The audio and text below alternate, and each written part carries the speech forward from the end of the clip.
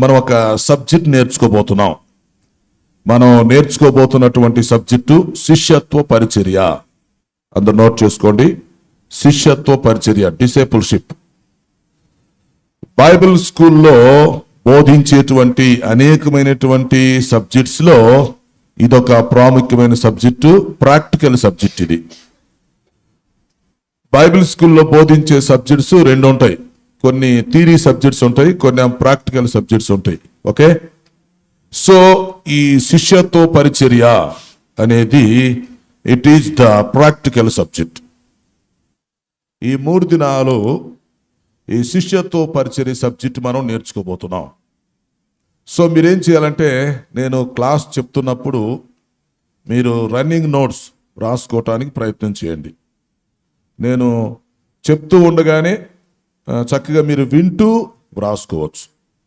So చేరి వచ్చిన మీ అందరికి ప్రత్యేక వందనాలు తెలియపరుస్తున్నాం. అదే సమయంలో మరి చాలామంది లైవ్లో దయచేసి అందరూ తల వంచండి, చిన్న ప్రార్థన చేసుకొని ఈ డిసెంబర్ 1వ తేదీ మొదటి రోజు మొదటి సెక్షన్ బైబిల్ క్లాస్ని ప్రారంభించుకుందాం. ప్రార్థన చేద్దాం.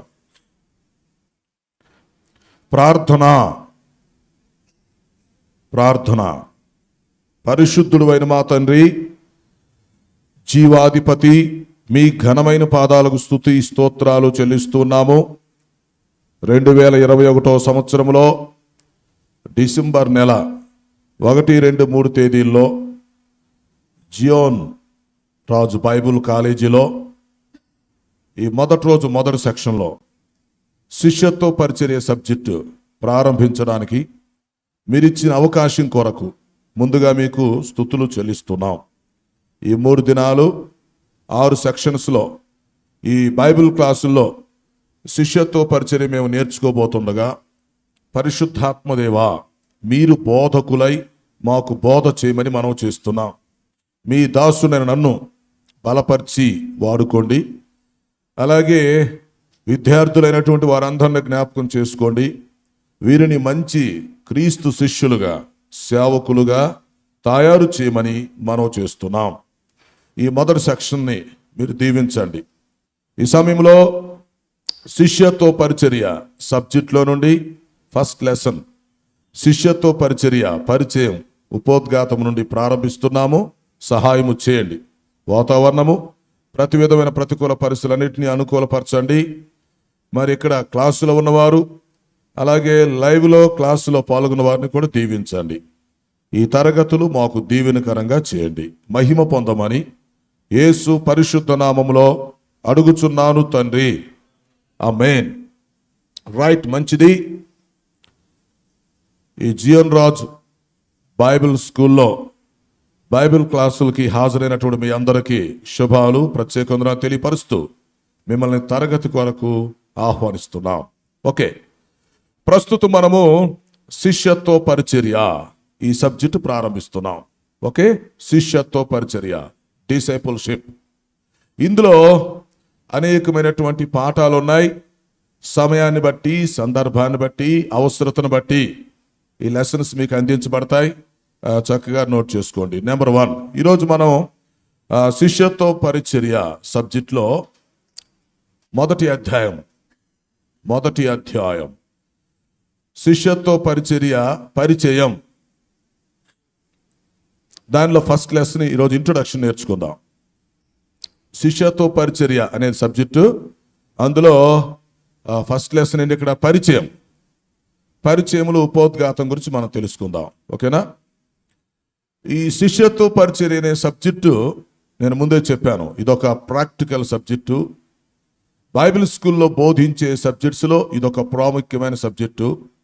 తప్పనిసరిగా ప్రతి బైబిల్ కాలేజీలో చెప్పవలసినటువంటి విలువైన సబ్జెక్టు శిష్యత్వ పరిచర్య సబ్జెక్టు. కనుక ఈ సబ్జెక్టు మీరు పక్కాగా నేర్చుకోవటానికి ప్రయత్నం చేయాలి. నేను కూడా ఒకప్పుడు మీలాగే బైబిల్ విద్యార్థిగా ఉండి నేర్చుకుంటున్నప్పుడు ఇంచుమించు మాకప్పుడు 2 సంవత్సరాల కోర్సులో 30 సబ్జెక్ట్స్ పైగా నేర్పించారు. అందులో శిష్యత్వ పరిచర్య సబ్జెక్టు కొంత నేర్చుకున్నాం. ఆ సబ్జెక్ట్ నన్ను ఎంతగా ప్రభావితం చేసిందంటే, ఆ సబ్జెక్ట్ నేను నేర్చుకుంటూ ఉండగానే దేవుడు నాతో మాట్లాడాడు. దేవుడు నాకు ప్రేరేపణ కలిగించాడు. నువ్వు బయటికి వెళ్ళిన తర్వాత నువ్వు ఒక బైబిల్ స్కూల్ పెట్టాలి, నీవు క్రీస్తు శిష్యుడిగా తయారై అనేక మందిని శిష్యులుగా తయారు చేయాలి, నా గ్రేట్ కమిషన్ పాటించాలని ప్రభు అప్పుడు నాతో ప్రేరేపించడం జరిగింది. నేను క్రీస్తుకు శిష్యుడిగా తయారై అనేక మందిని శిష్యులుగా తయారు చేయడానికి దేవుడు కృప చూపించాడు. ఇప్పటికీ నేను క్రీస్తు శిష్యుడినే. నేను మరణించేంత వరకు జీవితకాలం అంతా క్రీస్తు శిష్యుడినే. అయితే నేను క్రీస్తు శిష్యుడిగా ఉంటూ నా జీవితంలో ఎంతమందిని శిష్యులుగా తయారు చేయగలనో అంతమంది శిష్యులుగా తయారు చేయాలి. ఈ సబ్జెక్ట్ యొక్క ఉద్దేశం ఏంటంటే, ఈ సబ్జెక్ట్ యొక్క కాన్సెప్ట్ మెయిన్ థీమ్ ఏంటంటే, మనము క్రీస్తుకు శిష్యులుగా ఉండి మన జీవితకాలం మొత్తం మీద మనం ఎంతమందిని తయారు చేయగలమో అంతమందిని క్రీస్తుకు శిష్యులుగా తయారు చేయాలి. అర్థమైందా? ఈ సబ్జెక్ట్ యొక్క కాన్సెప్ట్ అదన్నమాట. ఒక వ్యక్తి మొదట యేసు క్రీస్తుకు శిష్యుడిగా తయారవ్వాలి. మనము శిష్యుడాండ్రుగా ఆయనకి తయారవ్వాలి.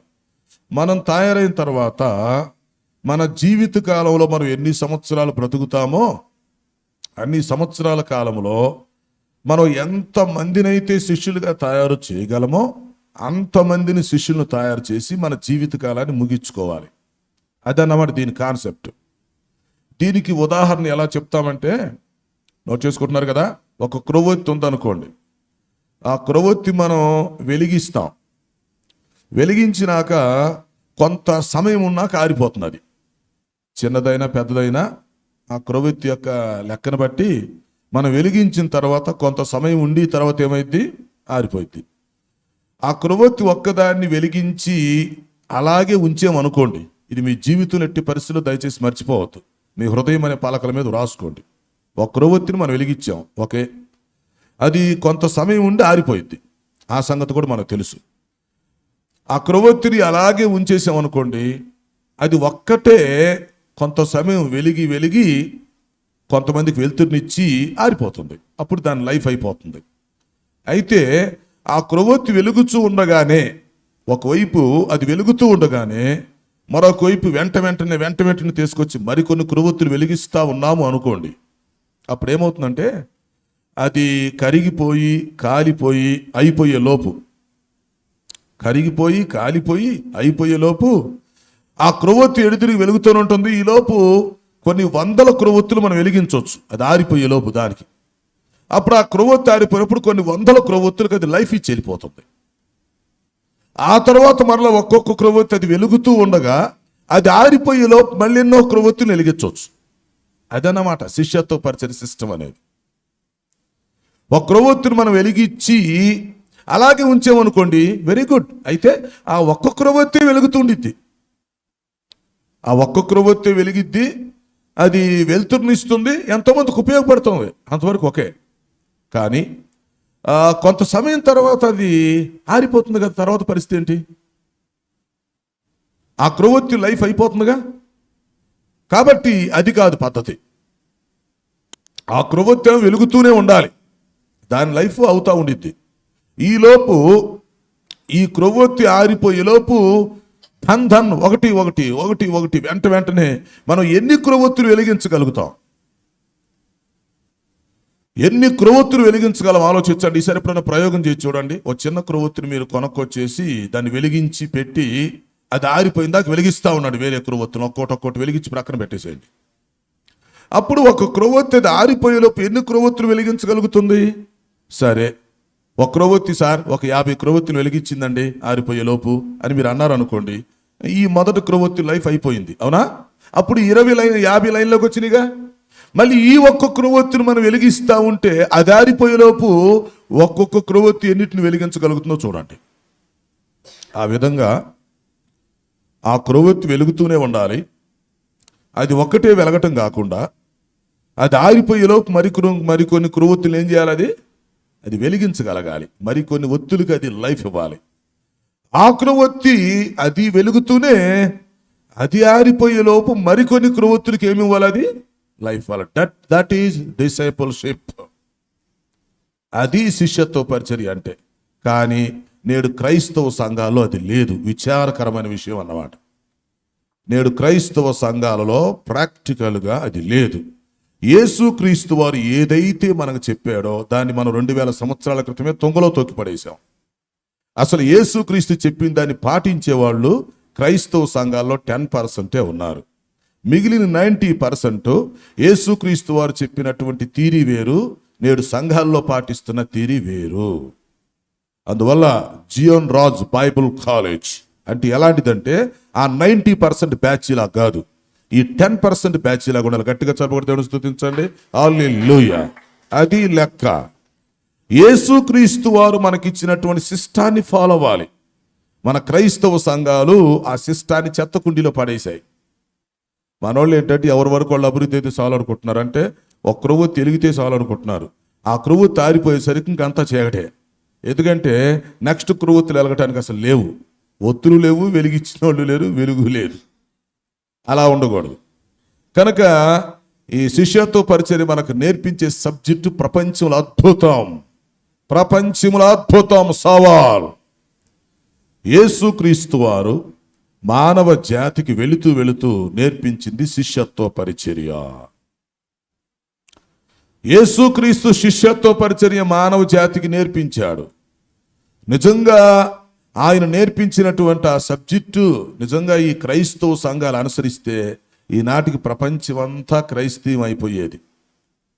ప్రపంచమంతా దేవుని రాజ్యముతో నిండిపోయి ఉండేది. కానీ దాన్ని పాటించేవాళ్ళు ఎవరు? అసలు పాటించడం ప్రక్కన పెట్టండి, అర్థం చేసుకునేవాళ్ళు ఎవరు? అర్థం చేసుకునేది ఎవరు? అనుసరించేది ఎవరు? క్రైస్తవ సంఘాలు ఏం చేసినట్టు ఓన్ బైలాస్కి అలవాటు పడ్డాయి. ఎవరికి వాళ్ళు సొంత తీరీలు పెట్టుకొని ఫాలో అవుతున్నారు. యేసుక్రీస్తు మనకు చెప్పింది అది కాదు. ఆయన మనకు చెప్పింది శిష్యత్వ పరిచర్య. ఓకే, తర్వాత పాయింట్, ఈ శిష్యత్వ పరిచర్య అంతటికీ కీవర్డ్, ముఖ్యమైనటువంటి వాక్య భాగం ఏంటంటే ఇదంతా కూడా గ్రేట్ కమిషన్ మీద ఆధారపడి ఉంటుంది. ఏది మనం నేర్చుకునేటువంటి subject depend on great commission. యేసుక్రీస్తు వారు పరలోకానికి ఆరోహణమై వెళ్ళేటప్పుడు ఒక ఆజ్ఞ ఇచ్చి వెళ్ళాడు. దానికి ఏమని పేరంటే గ్రేట్ కమిషన్, గొప్ప ఆజ్ఞ. అంటే అంతకంటే గొప్ప ఆజ్ఞ ఇంకొకటి లేదన్నమాట. దాని పేరే గ్రేట్ కమిషన్. ఆయన పరలోకానికి ఆరోహణమై వెళుతూ ఇచ్చి వెళ్ళిన ఆజ్ఞ. ఆజ్ఞ తీసుకెళ్లి తొంగలో దొక్కారు. అది నేను చెప్తుంది. ఏమి చెప్పాడయ్యా యేసుక్రీస్తు వారు ఆజ్ఞ? యేసుక్రీస్తు వారు సిలువలో మరణించి పునరుద్ధానుడై తిరిగి లేచిన తర్వాత 40 రోజులు భూలోకములో ఉండి, అవునా, పరలోకానికి ఆరోహణమే వెళ్లే ముందు, అది చివరి సిట్టింగ్ అంటారు దాన్ని, తన శిష్యులందరిని సమకూర్చుకున్నాడు. అపోస్తులు వచ్చేసారు. వాళ్ళందరి కోసం ప్రార్థన చేశాడు, వారిని ఆశీర్వదించాడు, లేకపోతే వారితో సంభాషణ చేశాడు, వారు అడిగిన ప్రశ్నలకి జవాబు చెప్పాడు, అయిపోయింది. ఇక చివరిసారిగా ఈ భూగ్రహాన్ని వదిలిపెట్టి పోతూ, వింటున్నారా జాగ్రత్తగా, చివరిసారిగా ఈ భూగ్రహాన్ని వదిలిపెట్టి పోతున్నాడు. మానవుడు, దైవ కుమారుడు మానవుడుగా భూలోకానికి వచ్చి మానవ పాదాలతో మట్టిలో నడిచి ఇక ఈ భూగ్రహాన్ని వదిలిపెట్టి పోతూ చిట్ట చివరిసారిగా తన శిష్యులైన వారికి గ్రేట్ కమిషన్ ఇచ్చి పైకి వెళ్ళిపోయాడు.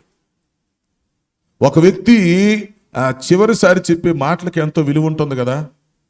ఒక వ్యక్తి చనిపోయేటప్పుడు ఆ చెప్పే మాటలకి ఎంతో విలువిస్తాం. అలాగే యేసుక్రీస్తు వారు శిలువలో మరణించేటప్పుడు ఆయన చెప్పినటువంటి 7 మాటలకి క్రైస్తవ సంఘంలో ఎంతో విలువ ఉంటుంది. ఆ గుడ్ ఫ్రైడే వచ్చినప్పుడు శిలువ ధ్యానాలు 7 మాటల మీద ధ్యానం చేస్తుంటారు. ఎందుకంటే ఆయన శిలువలో చివరిసారి పలికిన మాటలు. ఓకే, మానవుడైతే మరణించే సమయంలో చివరిసారి పలికే మాటలకి ఎంతో విలువ ఉంటుంది, మనకు తెలుసు. ఆ వ్యక్తి జీవితకాలం అంతా చెప్పే మాటల కంటే ఆ మరణ సమయంలో చెప్పే మాటలకి ఎంతో విలువ ఉంటుంది, అవునా? అయితే ఇప్పుడు యేసుక్రీస్తు లెక్కలో మనం ఆలోచిస్తే ఆయన మరణించాడు, పునరుద్ధరణై తిరిగి లేచాడు.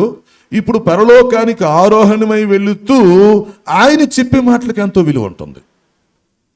శిలువలో మరణించేటప్పుడు ఆయన చెప్పినటువంటి ఆ 7 మాటలకి ఎంత విలువ ఉంటుందో, పరలోకానికి ఆరోహణమై వెళ్ళేటప్పుడు ఇక ఆయన భూగ్రహాన్ని వదిలిపెట్టి ఇక మానవ శరీరంలో నుండి మహిమ శరీరంలోకి వెళ్ళిపోతూ మరలా మనిషి కుమారుని యొక్క పొజిషన్లో నుండి దేవుని కుమారుడి పొజిషన్లోకి వెళ్ళిపోతున్నటువంటి ఆ సందర్భంలో, ఆయన అసలు స్థితిలోకి మళ్ళీ వెళుతున్నటువంటి ఆ సందర్భంలో ఆయన చివరిసారిగా చెప్పిన మాటలకు ఎంతో విలువ ఉంటుంది. భూ ప్రపంచంలో అంత విలువగా ఏ మాటలకు ఇవ్వకూడదు. అందుకే దానికి గ్రేట్ కమిషన్ అని పేరు పెట్టారు. ఆయన వెళుతూ తన శిష్యులకి ఆ గ్రేట్ కమిషన్ చెప్పి వెళ్ళారు. ఎక్కడున్నది? మత్తయి సువార్తలో 28వ అధ్యాయము 18 నుండి 20 వరకు నోట్ చేయండి. ఇది ఈ శిష్యత్వ పరిచర్య సబ్జెక్ట్కి మూలవాక్యం, కాన్సెప్ట్ అన్నమాట. ఇక్కడ మత్తయి సువార్తలో 28వ అధ్యాయం 18 నుండి 20 ఏం చెప్తున్నాడు? అయితే ఆయన అంటే యేసుక్రీస్తు వారి యొద్దకు వచ్చి పరలోకమందును భూమి మీదను నాకు సర్వాధికారం ఇవ్వబడినది. వింటున్నారా? యేసుక్రీస్తు పరలోకానికి ఆరోహణమై వెళ్ళేటప్పుడు చివరి సిట్టింగ్లో తన శిష్యులందరినీ చుట్టూ కూర్చోబెట్టుకొని వారితో చెప్పుచున్న మాటలు, దట్ ఈస్ గ్రేట్ కమిషన్. ఏం చెప్తున్నాడు? అయితే యేసు వారి యొద్దకు వచ్చి ఏమన్నాడు? పరలోకమందును భూమి మీదను నాకు సర్వాధికారం ఇయ్యబడి ఉన్నది. అది 18 వచ్చు. నెక్స్ట్ 19. కాబట్టి మీరు వెళ్ళి సమస్త జనులను శిష్యులనుగా చేడు. Go and make to disciples. కాబట్టి మీరు వెళ్ళి సమస్త జనులను శిష్యులనుగా చేయుడి. ఆ తర్వాత తండ్రి యొక్కయు కుమారుని యొక్కయు పరిశుద్ధాత్మ యొక్కయు నామములో వారికి బాప్తిస్మం ఇచ్చుచు నేను మీకు ఏ సంగతులను ఆజ్ఞాపించితినో వాటినన్నిటినీ గైకొనవలెనని వారికి బోధించుడి. ఇదిగో నేను యుగ సమాప్తి వరకు సదాకాలం మీతో కూడా ఉన్నానని వారితో కూడా చెప్పాను. ఈ మాటలు చెప్పి యేసుక్రీస్తు వారు పరలోకానికి ఆరోహణమే వెళ్ళిపోయారు. ఇప్పుడు అర్థమైందంటారా మీకు? సో గ్రేట్ కమిషన్ అనగానే మనకు ఆ సందర్భం గుర్తుకు రావాలి. మత్తయి సువార్తలో 28వ అధ్యాయము 18 నుండి 20 యేసుక్రీస్తు వారు పరలోకానికి ఆరోహణమై వెళుతున్న సందర్భంలో తన శిష్యులతో చెప్పిన మాటలు. అందులో ఈ 19వ వచనములో గ్రేట్ కమిషన్ ఉంది. ఏమన్నాడు? మీరు వెళ్ళి సమస్త జనులను శిష్యులనుగా చేయుడి. అంటే ఒకవైపు మనం యేసుక్రీస్తు శిష్యునిగా ఉంటూ మరొక వైపు సమస్త జనులను శిష్యులుగా చేయాలి. ఇది ఎక్కడ జరుగుతుంది నాకు చెప్పండి.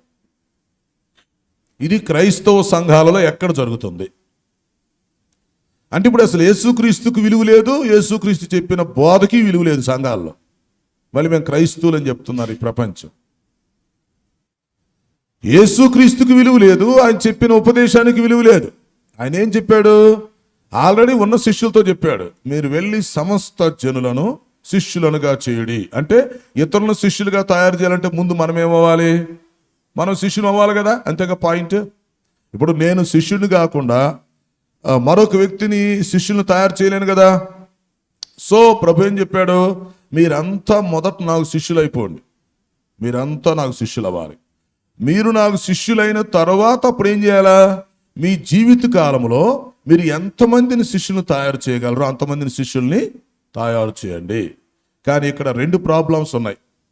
మొదటి సమస్య ఏంటంటే ముందు ఒక వ్యక్తి శిష్యుడిగా తయారవటం లేదు.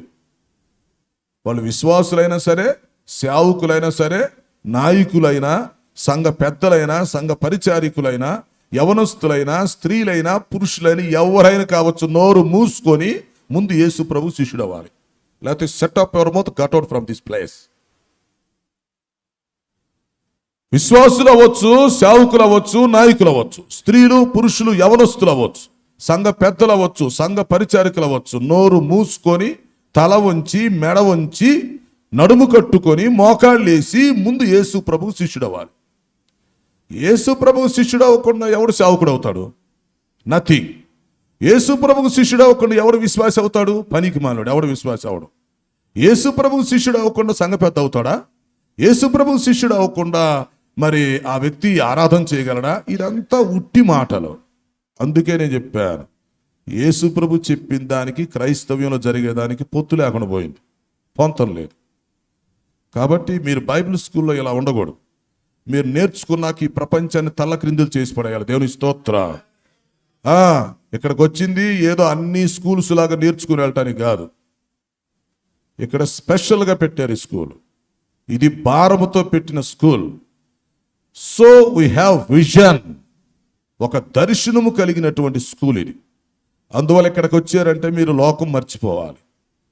ఇక్కడ మీరు ఏమవ్వాలంటే యేసుకు శిష్యులుగా తయారవ్వాలి. అది యేసుకు శిష్యులుగా తయారవ్వకుండా ఒక చర్చి కట్టిన వేస్ట్, సంస్థ పెట్టినా వేస్ట్, మీటింగ్స్ పెట్టినా వేస్ట్. మొదట నేర్చుకోవాల్సింది అది.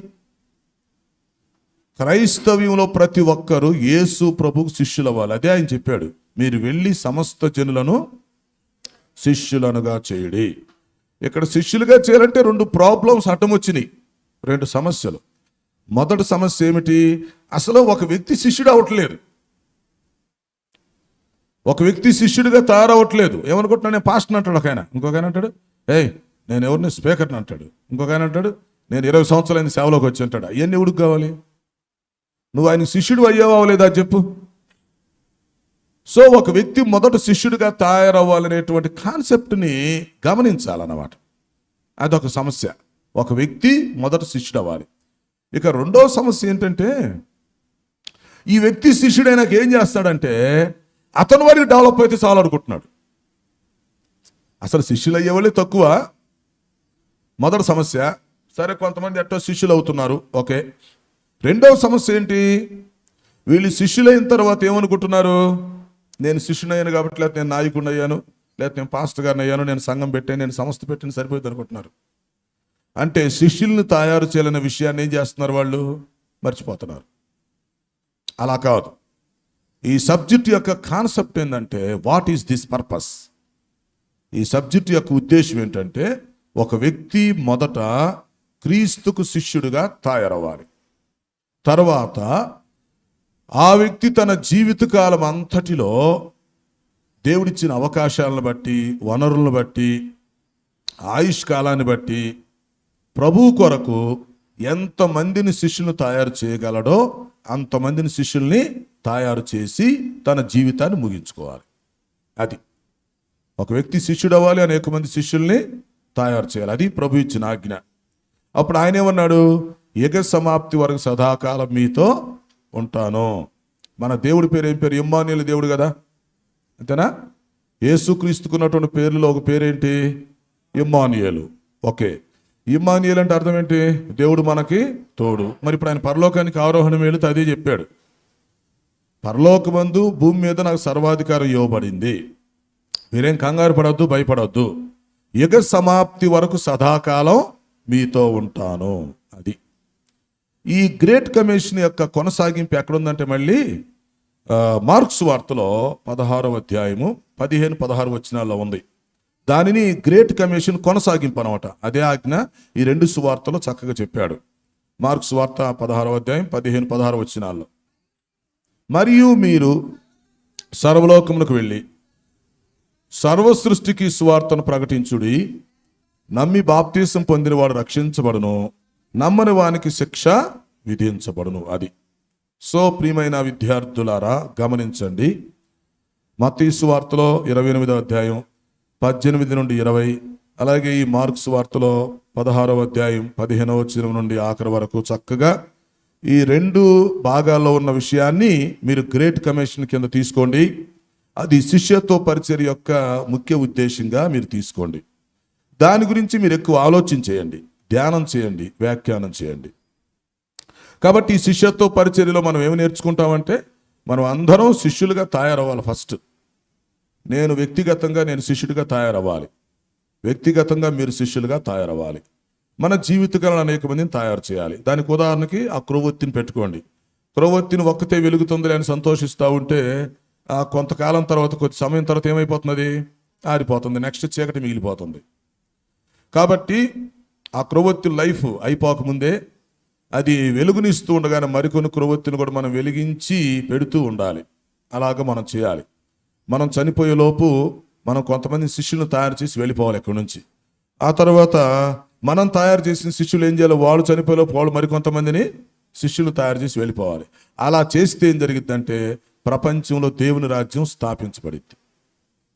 ప్రపంచం అంతటా సార్వత్రిక సంఘం విస్తరించింది, ప్రపంచం అంతటా సువార్త ప్రకటన జరిగింది. అసలు అది వదిలిపెట్టి ఏవేవో చెప్తారేంటయా? సంఘాల్లో ఏదేదో ఉపదేశం చెప్తున్నారు. నిజంగా ఈరోజు ఈ సబ్జెక్ట్ నేర్చుకోవడానికి మీరు ఎంత ధన్యులో. యేసుక్రీస్తు వారు ప్రాక్టికల్గా చెప్పిన దాన్ని నేను ప్రాక్టికల్గా మీకు కూడా చెప్తున్నాను దాన్ని. సో ఆ శిష్యత్వ పరిచయం మీరు అర్థం చేసుకోండి. లోపలికి వస్తాం. తర్వాత పాయింట్ ఏంటంటే, శిష్యులను తయారు చేయమన్నామని చెప్పి ఏం చేస్తున్నారంటే, కొంతమంది వారు యేసుక్రీస్తు శిష్యులుగా మారిన తర్వాత ఇతరులను శిష్యులుగా తయారు చేస్తున్నారు. కరెక్టే. ఈ ఇతరులను తయారు చేసేటప్పుడు ఇతరులను క్రీస్తుకు శిష్యులుగా తయారు చేయాలి, కానీ మనకు శిష్యులుగా తయారు చేసుకోకూడదు. ఇప్పుడు లోకంలో జరుగుతున్న మరొక భయంకరమైన సమస్య ఇది. క్రైస్తవ సంఘాల్లో శిష్యత్వంలో ఇంకో సమస్య వచ్చింది. ఏమిటంటే, ఈ చాలామంది శిష్యులుగా తయారై వాళ్ళు నాయకులు అయ్యి ఏం చేస్తున్నారంటే, యేసు ప్రభుకు శిష్యులు తయారు చేయకుండా వాళ్ళకు శిష్యులు తయారు చేసుకుంటున్నారు. మీకు అర్థమైందా? యేసు ప్రభు ఏం చెప్పాడు? నాకు శిష్యులు తయారు చేయమన్నాడు. అయ్యా, మీరు నా శిష్యులైన తర్వాత మీకు శిష్యులు తయారు చేసుకోమని చెప్పలా. అలా వింటున్నారా? అర్థమైందా? మీకు శిష్యులు తయారు చేసుకోమని చెప్పాలా. ఏం చెప్పాడు? మీరు నాకు శిష్యులుగా తయారైనాక మిగతా వాళ్ళని మీరు ఏం చేయాలా? వారిని కూడా నాకు శిష్యులుగా తయారు చేయండి. కానీ ఇప్పుడు ప్రస్తుతం ఉన్న పరిస్థితి ఏంటి? వీళ్ళు శిష్యులుగా తయారయ్యేవాళ్ళే తక్కువ, రెండవది శిష్యులు తయారు చేసేవాళ్ళు తక్కువ, మూడవది ఒకవేళ శిష్యులను తయారు చేస్తే వీళ్ళు ఏం చేస్తున్నారంటే, యేసు ప్రభుకు తయారు చేయకుండా ఎవడికి వాళ్ళు శిష్యులను తయారు చేసుకుంటున్నారు. మీరెవరంటే, మేము పలానా సంఘం అండి, మేము పలానా అంటే యేసుక్రీస్తుని పక్కన పెట్టేశారు. యేసుక్రీస్తుని పక్కన పెట్టేసి మనుషులను చూపిస్తున్నారు. పలానాయన మా నాయకుడు, పలానాయన మా గురువు గారు, లేక పలానాయన మా ఫౌండరు, ఇక మేము ఆయన చెప్పినట్టు నడుస్తాం అంటే యేసుక్రీస్తు వెళ్ళిపోయాడు పక్కకి. అలాంటి పరిస్థితిలోకి వచ్చింది అన్నమాట సంఘం. అట్లా ఉండకూడదు. మీరు సర్వసత్యం నేర్చుకోవాలి. సత్యంలో నుండి సర్వసత్యంలోకి రావాలి. మనం శిష్యులు తయారు చేయవలసింది ఎవరికి? క్రీస్తుకు, మనకు కాదు. మనమే క్రీస్తుకు శిష్యులు, మళ్ళీ మనకు శిష్యులు తయారు చేసుకోవడం ఏంటి? మనం క్రీస్తుకు శిష్యులు తయారు చేయాలి. ఆ విధంగా ఈ శిష్యత్వం కొనసాగాలి. తర్వాత ఇంకొక పాయింట్ చెప్తాను. ఈ శిష్యత్వ పరిచర్యలో ఒక రిలేషన్ ఉంది, అది కూడా మీకు చెప్తాను. శిష్యత్వంలో ఉన్న సంబంధం, ఆ హెడ్డింగ్ కూడా మీరు పెట్టుకోవచ్చు. శిష్యత్వంలో ఉన్న సంబంధము ఇది ఎక్కడుందంటే, మత్తయి సువార్తలో 23వ అధ్యాయము 8వ వచనం నుంచి 10వ వచనం వరకు నోట్ చేసుకోండి. మీరు చదవాల్సిన పని లేదు, నేను చెప్తాను. మత్తయి సువార్త 23వ అధ్యాయము 8వ వచనం నుండి 10వ వచనం వరకు మనం చూస్తే ఇది కూడా ఇంపార్టెంట్.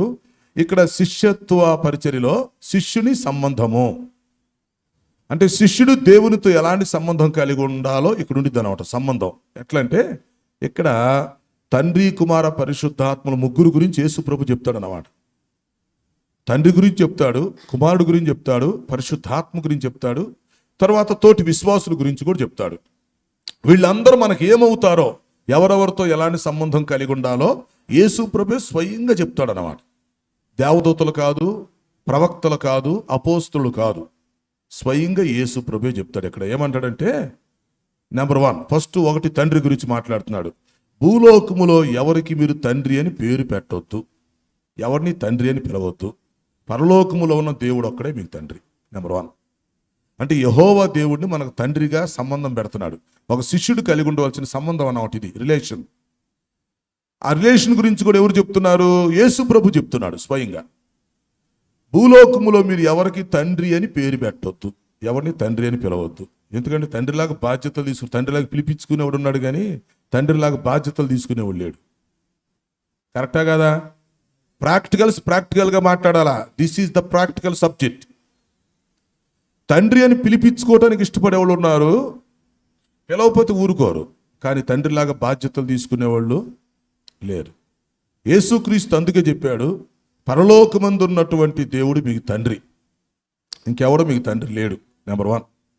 నెంబర్ 2, ఇక యేసుక్రీస్తు గురించి ఏం చెప్పాడంటే, అంటే తన గురించి తను ఏం చెప్పాడంటే, ఎవడో మీకు గురువు లేడు, నేను ఒక్కడే మీ గురువుని. క్రీస్తు ఒక్కడే మీకు గురువు. ఎవరిని గురువు అని పిలవద్దు, పిలిపించుకోవద్దు. పిలవటం తప్పు, పిలిపించుకోవడం తప్పు. క్రీస్తు ఒక్కడే మీ గురువు. ఈ లోకములు ఎంతోమంది గురువులు, గురీజులు ఉన్నారు. యేసుక్రీస్తు వారు చెప్పాడు ఈ ప్రపంచానికి, ఎవడరా గురువు? ఎవడు గురువు? నేను రా గురువు, ఇంకెవడరా గురువు? ఆ లెసన్ వచ్చినప్పుడు మీకు చెప్తాను.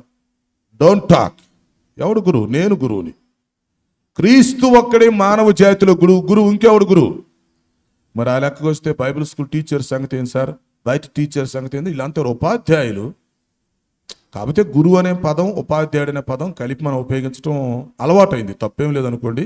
పర్యాయ పదాలకు ఉపయోగించబడుతున్నాయి. ఇప్పుడు teachers, lecturers or professors. So వీళ్ళంతా ఎవరు? ఉపాధ్యాయులు. వాళ్ళు కూడా గురువులు అంటున్నాం. కానీ అసలు గురువు అనేటి పదానికి, ఉపాధ్యాయుడు అనే పదానికి వ్యత్యాసం చెప్తే క్రీస్తు ఒక్కడే గురువు అవుతాడు. వీళ్ళంతా గురువు కింద పనిచేసే గురువులు లాంటి వాళ్ళు, అంటే ఉపాధ్యాయులు అన్నమాట. ఉపాధ్యాయులు. వీళ్ళని నేను తర్వాత చెప్తా. వీళ్ళని డిసైపులర్స్ అంటారు ఈ సబ్జెక్ట్లో. క్రీస్తు ఒక్కడే, హీఈస్ ద బెస్ట్ టీచర్.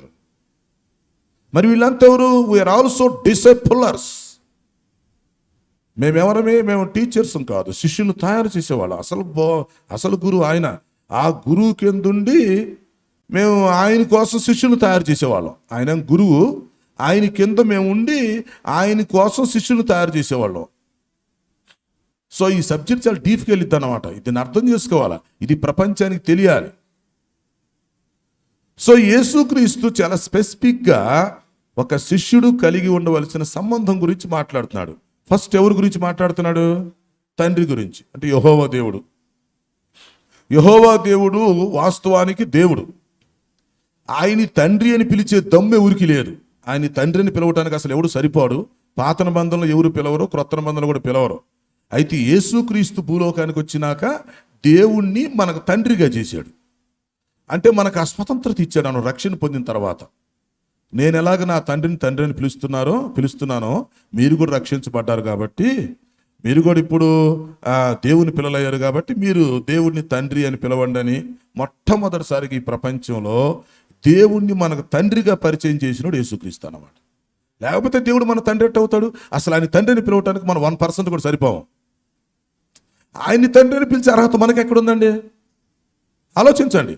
ఆయన దేవుడు అంటాం, లేకపోతే భగవంతుడు అంటాం, లేకపోతే సృష్టికర్త అంటాం, కానీ ఆయన్ని తండ్రిని పిలవాలంటే మాట్లాడండి. అది రక్షణ పొందిన వాళ్ళకి మాత్రమే సెట్ అవుతుంది. అది కూడా యేసుక్రీస్తు ఇచ్చాడు ఆ సంబంధం.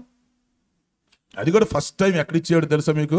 మత్తయి సువార్త 6వ అధ్యాయంలో పరలోక ప్రార్థన నేర్పించేటప్పుడు పరలోకమందున్న మా తండ్రి అని ప్రార్థన చేయమన్నాడు.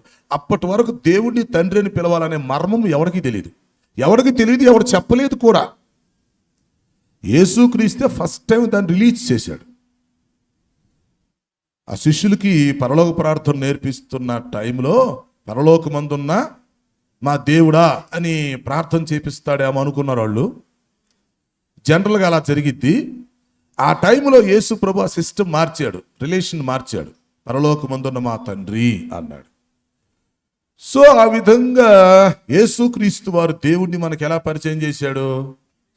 తండ్రిగా పరిచయం చేశాడు. అప్పటి నుంచి మనం తండ్రి అంటున్నాం అంతే. అది రక్షణ పొందితేనే సెట్ అయితే, రక్షణ పొందకపోతే సెట్ అవ్వదు. అది కూడా పరిశుద్ధాత్మ మన లోపల ఉంటేనే సెట్ అయింది, లేకపోతే సెట్ అవ్వదు. పరిశుద్ధాత్మ మన లోపల ఉన్నప్పుడు ఆయన మనల్ని తండ్రి అని పిలిచేటట్టుగా ప్రేరేపిస్తాడు. అప్పుడు దేవుని తండ్రి అని పిలవగలుగుతాం. ఆ ప్రేరేపణ కలిగించేవాడు, అలాగే పిలిపించేవాడు ఎవరు? లోపల ఉన్న పరిశుద్ధాత్మ. పరిశుద్ధాత్మ లోపల ఉన్నప్పుడు తండ్రి, నాయన, అయ్యా సహాయం చేయ్యా, బాబు తండ్రి సహాయం చేయ అంటాం. ఇక ప్రపంచంలో ఎవరు అలా పిలవలేరు. పరిశుద్ధాత్మ లోపల ఉన్న వాళ్ళే అలా చేయగలుగుతారు. సో ఈ విధంగా శిష్యత్వంలో ఈ శిష్యుని యొక్క సంబంధం గురించి మాట్లాడుతూ, ఒకటి తండ్రి అని దేవునితో మనం ఎలాంటి సంబంధం కలిగి ఉండాలో చెప్పాడు. వాస్తవానికి ఆయన దేవుడు. ఆయన్ని తండ్రి అని పిలవటానికి మనం సరిపోము, మనకు అర్హత కూడా లేదు, అది వాస్తవం.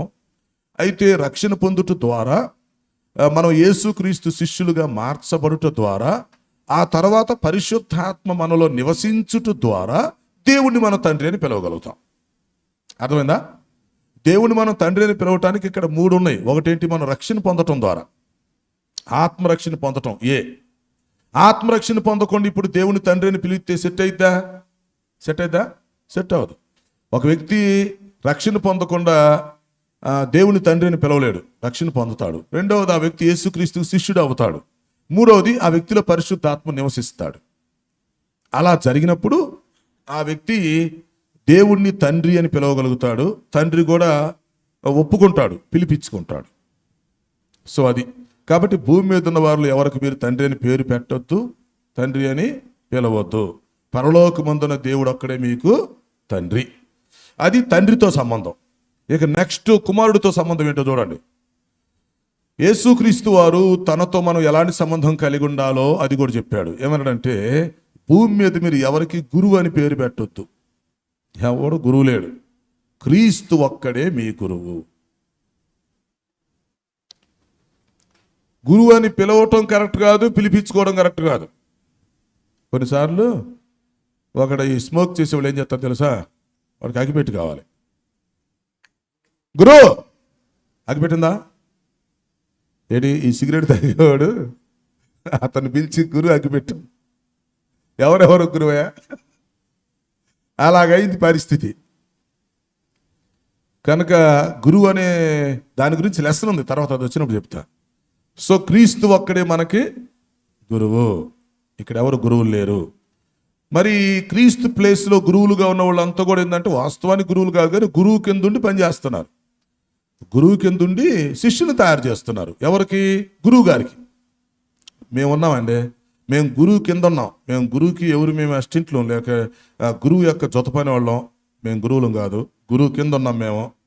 మేమంతెవరు? ఆయన పాద దాసులం, క్రీస్తు దాసులం. మేమేం చేస్తున్నాం? ఆయన పక్షంగా, ఆయనకి శిష్యులుగా మిమ్మల్ని తయారు చేస్తున్నాం. అంతేగాని మేము ఎట్ట గురువులు అవుతాం? మేము గురువులు ఎట్ట అవుతాం? అవో క్రీస్తు ఒక్కడే గురువు. ఆ ప్లేస్ని ఎవడు ఆక్రిఫై చేయడానికి వీలు లేదు. సో అదన్నమాట సబ్జెక్టు. అంతేగాని జనరల్గా గురువు అనే పదం వాడుతున్నాం వాడుక భాషలో. అంటే గురువు అనే పదాన్ని ఉపాధ్యాయుడు అనే పదాన్ని కలిపేసామన్నమాట మనం. అలాగ అలవాటైంది, బైబిల్లో అట్లా అలవాటైంది, బయట కూడా అట్లా అలవాటైంది. కనుక ఈ గురువు అనే పదాన్ని ఉపాధ్యాయుడు అనే పదాన్ని కలిపేసి వాడుక భాషలో అలా పిలుస్తున్నాం. సరే, అది పర్వాలేదు అనుకోండి. అయితే సబ్జెక్ట్ ప్రకారం పర్టికులర్గా ఆలోచించినప్పుడు లెక్కలు వేరుగుంటాయి. గురువు అన్నప్పుడు క్రీస్తు లెక్కకు వస్తాడు, ఉపాధ్యాయులు అన్నప్పుడు ఆయన క్రింద పనిచేసేవాళ్ళు లెక్కకు వస్తారు. ఓకే, తర్వాత మరి ఇప్పుడు పరిశుద్ధాత్మతో సంబంధం ఏంటి? యేసుక్రీస్తు వారు అక్కడ ఏం చెప్పాడు? యేసుక్రీస్తు వారు అక్కడ ఏం చెప్పాడంటే, పరిశుద్ధాత్మ గురించి మాట్లాడుతూ ఆయన ఒక్కడే మీ బోధకుడు అన్నాడు. మీరెవరు బోధకులని పిలిపించుకోవద్దు, పిలవద్దు. బోధకులు అని పిలిపించుకోకూడదు, పిలవకూడదు, అది రాంగే. పరిశుద్ధాత్ముడు ఒక్కడే మీ బోధకుడు అన్నాడు. చూసారా, కొంతమందికి బోధకులని పిలిపించుకోవటం ఇష్టం, బోధకులని పిలవటం ఇష్టం. కాబట్టి బోధకుడు పరిశుద్ధాత్మ ఒక్కడే, ఆయనే బోధ చేయాలి. మరి ఇప్పుడు నేనున్నాను, నేను మీకు వాక్యం చెప్తున్నాను, బోధిస్తున్నాను. మరి ఇప్పుడు నేను బోధకుడినే? లెక్కలో అయితే బోధకుడినే వాడుక భాషలో, అవునా? కానీ వాస్తవానికి దీని లెక్క ఎలా ఉండిద్దంటే, పరిశుద్ధాత్మ లోపల బోధకుడుగా ఉండి ఆయన నాకు బోధ చేస్తే ఆ బోధ నేను మీకు చేసినట్టు అన్నమాట. అప్పుడు ఎవరు బోధకులు అవుతారు? అది అసలు ఈ ప్రాక్టికల్స్ లేవయ్యా బాబు, సంఘాల్లో లేవు, బయట లేవు. ఏదో చెప్పారు, ఉపయోగం లేని మాటలు, బైబిల్ సూట్ కాని మాటలు అవన్నీ. ఇప్పుడు నేనే ఓన్గా బోధ చేసేటట్లయితే నా బోధ పరలోకానికి ఎట్ట తీసుకెళ్ళిద్ది? అది బోధ ఎట్ట అయింది? ఇప్పుడు నేను బోధకుడినండి, ఓకే, నేను బోధకుడిని, నేను బోధ చేస్తాను, రైట్. నా బోధ పరలోకానికి ఎలా తీసుకెళ్ళిద్ది మిమ్మల్ని? నా బోధ సత్యం ఎలా అయింది? కాదు. కనుక బోధకుడు లోపలుండి నాకు బోధించాలా. ఆయన నాకు బోధించింది నేనేం చేయాలా? మీకు బోధించాలా. అప్పుడు నేను ఎలాంటోడిని? బోధకుడి చేతిలో బోర్లాంటోడిని. ఇప్పుడు నా చేతిలో మైక్ ఉంది సార్, నేను మీకు చెప్తున్నాను, మీకేమో నా దినపడతలే, ఈ దినపడుతుంది, మీకు వింటున్నారా? నా దినపట్ల మీకు ఏ దినపడుతుంది? ఈ దినపడుతుంది. మరి ఇప్పుడు ఇది బోధకుడా? మరి మీరు దీన్ని బోధకుడు అంటున్నారు, అంతే కదా? ఇది మీకు వినపడుతుంది, దీన్ని బోధకుడు అంటున్నారు మీరు. ఇదెట్ట బోధకుడు అవుతాడు? ఇక్కడి నుంచి ఇక్కడికి వచ్చింది ఇది బోధకుడు అవుతాడు, కానీ ఇదెట్ట బోధకుడు అవుతాడు? ఈ రోజుల్లో సేవకులందరూ ఏమనుకుంటున్నారు? వీళ్ళు బోధకులు అనుకుంటున్నారు. ఎవరు చెప్పాడు? అంటే సేవకులు బోధకులు అంటే అర్థం ఏంటప్పుడు ఓనుగా మనం బోధిస్తున్నట్టు దాని అర్థం. అంటే సొంతగా మనం బోధిస్తున్నట్టు దాని అర్థం. సొంతగా బోధిస్తే బోధ చల్లదుగా. అసలు సొంతగా బోధించే హక్కు ఏడుంది మనిషికి? కనుక పరిశుద్ధాత్మ మనలో ఉండాలి కంపల్సరిగా. పరిశుద్ధాత్మ మనకు బోధించాలి. ఆ బోధన తీసుకొచ్చి మనం ఏం చేయాలా? ప్రజలకు బోధించాలా. అంటే బోధ మంద కాదు, బోధ ఎవరిది? అది పరిశుద్ధాత్మగా అయి ఉండాలి. అంతేగా నేను స్పీకర్ని, నేను టీచర్ని, నేను పాస్టర్ని అంటే నథింగ్. అందుకనే ఇక్కడ చెప్పాడు పరిశుద్ధాత్మ మీకు బోధకుడు. కనుక ప్రపంచంలో ఎవరికి బోధించే హక్కు లేదు. మన బోధ సత్యం కాదు, పరిశుద్ధాత్మ బోధే సత్యం. ఇప్పుడు పరిశుద్ధాత్మ కంటే మనం ఎక్కువ చెప్తామేంటి? లేక పరిశుద్ధాత్మ చెప్పినట్టు మనం చెప్పగలమా? చెప్పలేం కదా. మరి మనం ఎలా బోధకులం అవుతామయ్యా? కానీ ఇప్పుడు ప్రపంచం అంతా అలాగే లేదు కదా, వీళ్ళే బోధకులు అయిపోయారు కదా. నో, పరిశుద్ధాత్మ మన లోపల నివసించాలి, ఆయన నడిపించాలి, ఆయన మనకు లోపలుండి ఏం చేయాలా? బోధించాలి, ప్రేరేపించాలి. అవునా? ఆయన లోపలుండి ఏదైతే బోధిస్తాడో, ఏదైతే ప్రేరేపిస్తాడో దాన్ని ఏం చేయాలి? మనం ఉన్నట్టుగా ప్రజలకి చెప్పాలి. అందుకే ఇది ఇది ఇది ఇది ఎక్కడి నుంచి వచ్చింది వాయిస్, ఇక్కడికి వచ్చింది. ఇప్పుడు ఎక్కడి నుంచి వచ్చిన దానికి ఇక్కడికి వచ్చిన దానికి ఏమైనా డిఫరెంట్ ఉండిద్దా? అంటే ఎక్కడి నుంచి ఒక సబ్జెక్ట్ వస్తే ఇది ఇంకో సబ్జెక్ట్ చెప్పిద్దా? చెప్పదు. అదేం చేసిద్ది? ఎక్కడి నుంచి ఏ సబ్జెక్ట్ అయితే నేను పంపిస్తున్నానో ఇక్కడికి, ఇది ఈ సబ్జెక్ట్ని మీకు చెప్పిద్ది. కరెక్టేనా? మళ్ళీ ఇది ఏమన్నా 1% అని కలిపిద్దా? చెప్పరే. నేను ఇక్కడ నా దగ్గర నుండి ఏ సబ్జెక్ట్ వచ్చిందో 1% కూడా కలపకుండా ఆ సబ్జెక్టు ఇది మీకు చెప్పింది. కానీ వాస్తవంగా మీకు చెప్తుంది ఇదే, కానీ ఇది కాదు. ఇది పరిశుద్ధాత్మ దైవ సేవకుడికి బోధించాలి. ఆ దైవ సేవకుడు ఆ బోధ తీసుకొచ్చి ప్రజలకు చెప్పాలి. అక్కడ బోధకుడుగా మనిషి కనిపిస్తాడు, బోధకుడుగా మనిషి కనిపిస్తాడు, కానీ మనిషి బోధకుడు కాదు. ఒకవేళ మనిషి బోధకుడు అయితే మొత్తం చెత్త. మనిషే బోధకుడైతే అక్కడ సర్వసత్యం ఉండదు. పరిశుద్ధాత్మ దేవుడే బోధకుడు, ఆయనే సర్వసత్యాన్ని చెప్పగలడు. అయితే మరి ఈ దైవ సేవకులందరూ ఏంటి? డైరెక్ట్గా ఇప్పుడు పరిశుద్ధాత్మ వచ్చి మనుషులతో మాట్లాడలేడు కనుక ఆ పరిశుద్ధాత్మని యొక్క వాక్, ఆ బోధన ప్రజలకు అందించడానికే ఇక్కడ సేవకులు ఉన్నారు. వాళ్ళు బోధకులుగా పిలువబడుతున్నారు, తప్పులేదు. నా చేతిలో ఉన్న మైకు నా వాయిస్ని తీసుకొచ్చి మీకు ఇస్తుంది. అలాగా పరిశుద్ధాత్మ యొక్క సబ్జెక్టుని తీసుకొచ్చి మనం ప్రజలకు ఇవ్వాలి. ఇవన్నీ నేర్చుకోలేదు కనుక లోకం ఎట్టయిపోయింది. ఇవి యేసుక్రీస్తు వారు చెప్పిన మాటలు. ఒక శిష్యుడు ఎలాంటి రిలేషన్ కలిగి ఉండాలో చెప్పాడు. ఒకటి, తండ్రితో మనం ఉండే రిలేషన్ గురించి చెప్పాడు. వాస్తవానికి ఆయన దేవుడు, ఆయన సృష్టికర్త. ఆ దేవుడిని సృష్టికర్తని యేసుప్రభు ఏం చేశాడంటే మనకు తండ్రిగా పరిచయం చేశాడు. సో అప్పటి నుంచి మన తండ్రి అని పిలుస్తున్నాం, అయిపోయింది. ఇక రెండవది, కుమారుడు విషయానికి వస్తే ఆయన తను తాను ఎలా పరిచయం చేసుకుంటున్నాడు? మనకి గురువుగా. మామూలు సబ్జెక్టులు అయితే మనం ఏం చెప్తాం? యేసు ప్రభు రక్షకుడు, యేసు ప్రభు ప్రభు అని చెప్తాం మనం, అంతేనా? మన సువార్తలో చెప్పేటప్పుడు, సంఘాల్లో చెప్పేటప్పుడు, లేక పబ్లిక్లో చెప్పేటప్పుడు యేసు ప్రభుని రక్షకుడుగా మనం చూపిస్తాం, యేసు ప్రభుని ఒక ప్రభువుగా చూపిస్తాం కదా. కానీ ఇప్పుడు క్లాసులో ఇంకా డీరెస్ట్గా ఆయన తను తను మనకు ఎలా చూపించుకుంటున్నాడు? గురువుగా చూపించుకుంటున్నాడు. ఆయన రక్షకుడు, ప్రభువు, అట్ ద సేమ్ టైం గురువు. యేసుక్రీస్తు మనందరికీ గురువు. క్రీస్తు తప్ప ఇంకెవరు గురువులు లేరు. ఒకవేళ ఎవరైనా అలా వాక్యం బోధించేవాళ్ళు గురువు కిందుండి పనిచేసేవాళ్ళే కానీ గురువులు గారు. అది. ఇక పరిశుద్ధాత్మతో మనకుండే సంబంధం ఏమిటది? చెప్పండి. పరిశుద్ధాత్మ మనకెవరు? బోధకుడు. ఆయన లోపలుండి ఏం చేయాలి? మనకి బోధ చేయాలి. ఈ సేవకులైన వారికి, లేక ఈ బైబిల్ స్కూల్ టీచర్స్కి, లేక ఈ స్పీకర్స్కి, లేక ఈ పాస్టర్లకి, లేక ఈ సువార్థికులకి, ఎవరికైనా కావచ్చు, పరిశుద్ధాత్మ లోపలుండి బోధ చేస్తే ఆ బోధను తీసుకొచ్చి వీళ్ళు ఏం చేయాలా? ప్రజలకి చెప్పాలి. అది. అందులో వీళ్ళ సొంత బోధ ఉండకూడదు. తర్వాత ఆ పరిశుద్ధాత్మ చెప్పిన దానికి మళ్ళీ ఎక్స్ట్రా కూడా వీళ్ళు కలపకూడదు. అర్థమైందా? వీళ్ళ సొంత బోధ ఉండకూడదు. మళ్ళీ పరిశుద్ధాత్మ చెప్పిన దానిలో కొంచెం తీసేయటం, కొంచెం కలపటం అలా కాకుండా పరిశుద్ధాత్మ ఏదైతే బోధిస్తాడో ప్రేరేపిస్తాడో అదే సర్వసత్యం కాబట్టి ఆ బోధ ఉన్నదొన్నట్టుగా తీసుకొచ్చి సేవకులు ప్రజలకి చెప్పాలి. అప్పుడు ప్రత్యక్షంగా బోధకుడుగా నీకు సేవకుడు కనిపిస్తాడు, కానీ అసలు బోధకుడు ఎవరవుతారు? పరిశుద్ధాత్మ అవుతాడు. కాకపోతే ఆ చెప్పే వ్యక్తి కళ్ళకు కనిపిస్తున్నాడు గనక అతను బోధకుడు అవుతాడు. అది ఎలాంటి అంటే ఇది వ్యవహారం, డబ్బింగ్ వ్యవహారం అన్నమాట. ఇది మధ్య మీరు చూస్తుంటారు టీవీలో డబ్బింగ్ వాళ్ళు. ఆ డబ్బింగ్ అప్పుడు ఏం కనపడుద్ది మీకు? బొమ్మ ఒకళ్ళది కనపడిద్ది, వాయిస్ ఒకళ్ళది కనపడిద్ది. కరెక్టా కదా? మరి నీరసంగా ఉన్నారంటే బాబు, మరి యాక్టివ్గా ఉండాలి. బొమ్మ ఒకళ్ళది, వాయిస్ ఒకళ్ళది. మరి బొమ్మ గల వ్యక్తి వాయిస్ వేరే వాళ్ళది పెడతాడు అనుకో అక్కడ, అప్పుడు నిజంగా ఎవరిదా సబ్జెక్టు? వాయిస్ గల వ్యక్తిదా సబ్జెక్టు, బొమ్మ గల వ్యక్తిదా సబ్జెక్ట్? ఎవరిదయ్యా? Voice of the subject. Voice of the subject. ఆ వాయిస్ ఉపయోగించుకున్నారంటే బొమ్మగల్ల వ్యక్తిదే కదా సబ్జెక్టు, దానిలో బొమ్మ కనపడుతుంది. బొమ్మగల్ల వ్యక్తి వాయిస్లోంచి సబ్జెక్ట్ వినిపిస్తున్నాడు, అంతే కదా.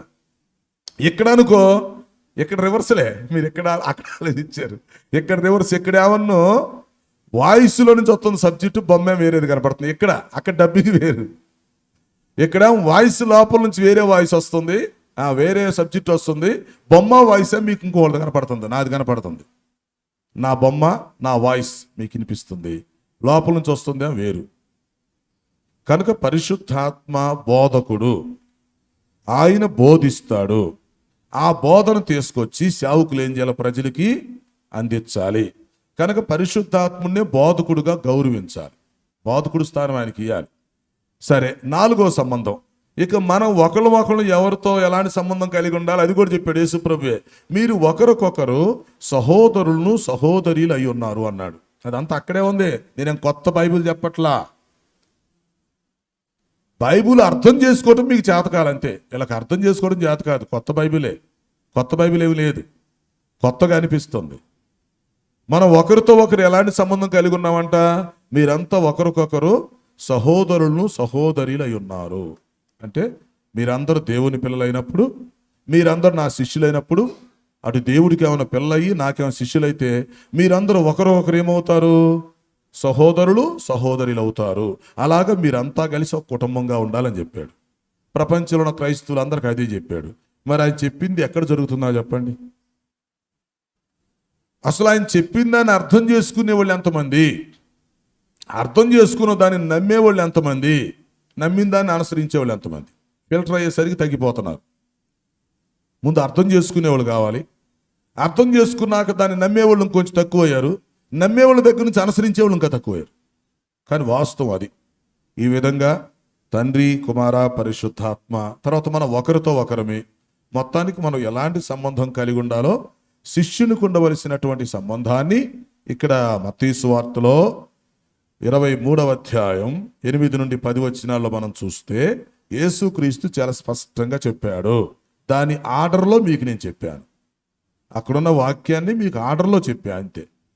సో ఇప్పుడు మనం శిష్యులం అన్నప్పుడు ఈ విషయాలన్నీ మనం గమనించుకోవాలి. అర్థమైందా? ఓకే. తర్వాత శిష్యత్వ పరిచర్యలో మీకు చెప్పాల్సినటువంటి ఇంకొక పాయింట్ ఏంటంటే, గమనించండి. మనం ఈ లోకంలో ఒక వ్యక్తిని శిష్యుడిగా తయారు చేసామనుకోండి. ఉదాహరణకి ఒక వ్యక్తిని మనం శిష్యునిగా తయారు చేస్తే ఒక శిష్యుని విలువ దట్ ఈజ్ ఈక్వల్డ్ ఒక సంఘాన్ని కట్టిందంతో సమానం. అంత విలువ ఉందన్నమాట దీనికి. నువ్వు ఒక 50 మంది సంఘాన్ని కడితే ఎంత గొప్ప, లేక ఒక 100 మంది సంఘాన్ని కడితే ఎంత గొప్ప, ఒక శిష్యుని తయారు చేస్తే అంత గొప్ప అన్నమాట. దాన్ని శిష్యుని విలువ అంటారన్నమాట. అంటే ఇప్పుడు నేను కష్టపడి ఒక వ్యక్తిని శిష్యునిగా తయారు చేయగలిగితే, నా సమయాన్ని ఉపయోగించి, నా డబ్బును ఖర్చు పెట్టి, నా జ్ఞానాన్ని ఉపయోగించి, అవునా, నేను శ్రమపడి మొత్తానికి ఒక వ్యక్తిని నేను తయారు చేయగలిగాను అనుకోండి. నేను శిష్యుని అండి, ఆల్రెడీ నేను శిష్యుణ్ణి. మొత్తానికి నేను కష్టపడి ఒక వ్యక్తిని తయారు చేశా. ఈ వ్యక్తిని తయారు చేయడానికి నేను ఏం చేయాల్సి వచ్చింది? నా విలువైన కొంత సమయం కేటాయించాల్సి వచ్చింది, అవునా. తర్వాత కొంత ధనాన్ని కూడా కేటాయించాల్సి వచ్చింది. తర్వాత కొంత శ్రమ పడాల్సి వచ్చింది. తర్వాత నాకున్న జ్ఞానాన్ని కూడా అతను కొంత ఇవ్వాల్సి వచ్చింది. సో మొత్తానికి నా సమయం ఇచ్చి, నా ధనం ఇచ్చి, నా జ్ఞానం ఇచ్చి, నా శ్రమ ఇచ్చి, ఇవన్నీ ఇచ్చి నేను ఒక వ్యక్తిని తయారు చేస్తే ఒక శిష్యుని విలువ దట్ ఈజ్ కాల్డ్ ఒక సంఘాన్ని కట్టిన దాంతో సమానం. అట్లా మనం ఫీల్ అవ్వచ్చు అన్నమాట.